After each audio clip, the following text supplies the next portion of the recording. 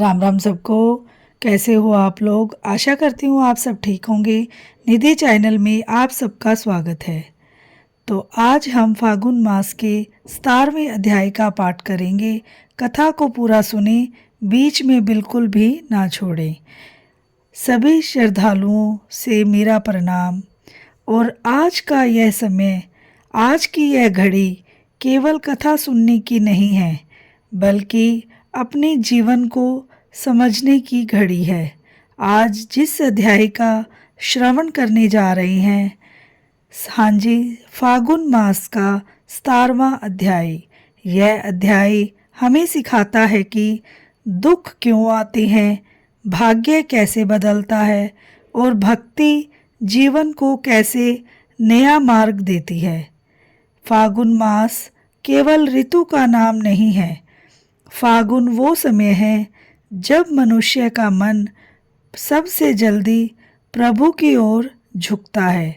कहा गया है, जो फागुन में जाग गया वो जीवन में कभी नहीं भटकेगा।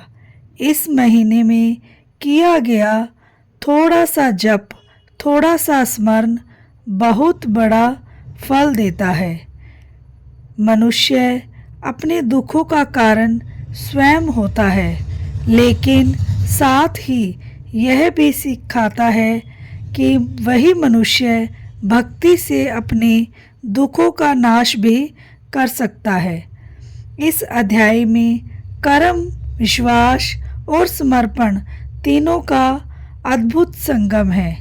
जब मनुष्य केवल अपने अहंकार पर चलता है तो जीवन बोझ बन जाता है, और जब वही मनुष्य प्रभु पर भरोसा करना सीख लेता है तो वही जीवन एक सुंदर यात्रा बन जाता है।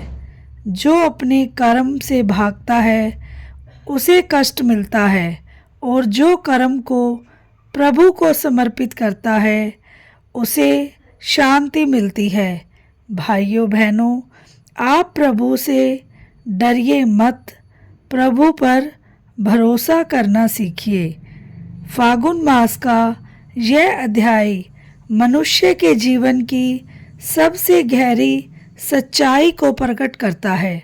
यह अध्याय हमें यह समझाता है कि मनुष्य बाहर जिस सुख की खोज करता है, वह सुख वास्तव में उसके भीतर ही छिपा होता है।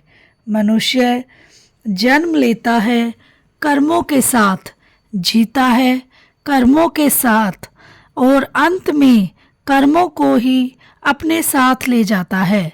लेकिन जब तक उसे यह ज्ञान नहीं होता, तब तक वह अपने दुखों के लिए भाग्य, समय और दूसरों को दोष देता रहता है। जिस दिन मनुष्य यह समझ लेता है कि मेरे जीवन में जो कुछ भी घट रहा है वह मेरे ही कर्मों का फल है, उसी दिन से उसके दुखों की जड़ कमज़ोर होने लगती है।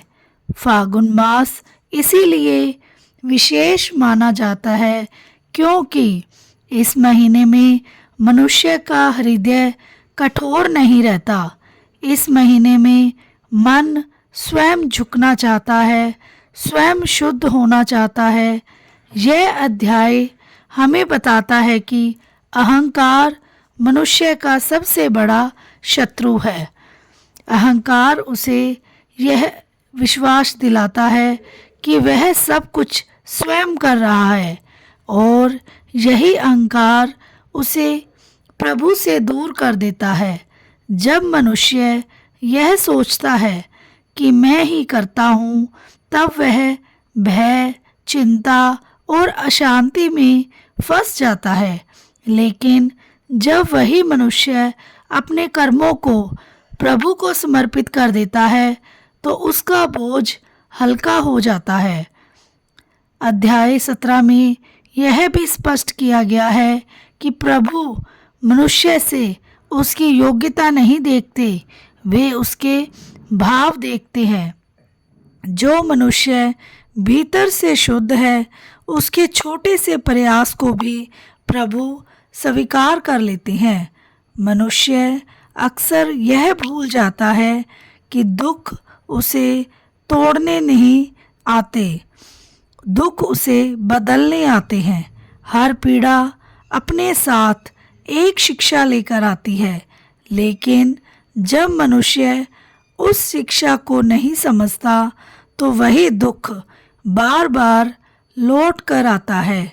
यह अध्याय सिखाता है कि जो व्यक्ति धैर्य रखता है वही व्यक्ति जीवन में स्थिर रहता है। अधीर मनुष्य हर परिस्थिति में टूट जाता है और धैर्यवान मनुष्य उसी परिस्थिति में निखर जाता है। फागुन मास का यह अध्याय मनुष्य को समझाता है कि केवल बाहरी पूजा पर्याप्त नहीं है। जब तक मन की अशुद्धि नहीं जाती तब तक जीवन की उलझनें नहीं सुलझती। सच्ची भक्ति वह है जहाँ मनुष्य अपने भीतर झांकने का साहस करता है, जहाँ वह अपने दोषों को स्वीकार करता है और उन्हें सुधारने का प्रयास करता है। इस अध्याय में कहा गया है कि जो मनुष्य अपने कर्मों से भागता है वह कष्ट भोगता है और जो मनुष्य कर्म करते हुए प्रभु को स्मरण करता है वह मुक्त हो जाता है। मनुष्य को हर परिस्थिति में यह स्मरण रखना चाहिए कि प्रभु उसके साथ हैं। जब तक यह विश्वास गहरा हो जाता है तो जीवन में आने वाली सबसे बड़ी समस्या भी छोटी लगने लगती है। जीवन में सफलता केवल धन से नहीं मापी जाती। जिसके पास शांति है वही वास्तव में समृद्ध है। फागुन मास में इस अध्याय को श्रवण करने से मन हल्का हो जाता है। चिंताएं धीरे धीरे मन से विदा लेने लगती हैं और मनुष्य अपने जीवन को एक नई दृष्टि से देखने लगता है। जो मनुष्य इस अध्याय को केवल सुनता नहीं है बल्कि अपने जीवन में उतारता है, उसके लिए दुख स्थायी नहीं रहते। यही इस अध्याय का सार है, समर्पण, धैर्य और विश्वास। तो ये थी हमारे 17वें अध्याय की कथा। आशा करती हूँ आपको मेरी कथा पसंद आई होगी और मुझसे कोई गलती हो तो मुझे क्षमा करना। और कथा के अंत में हमें कीर्तन अवश्य करना चाहिए।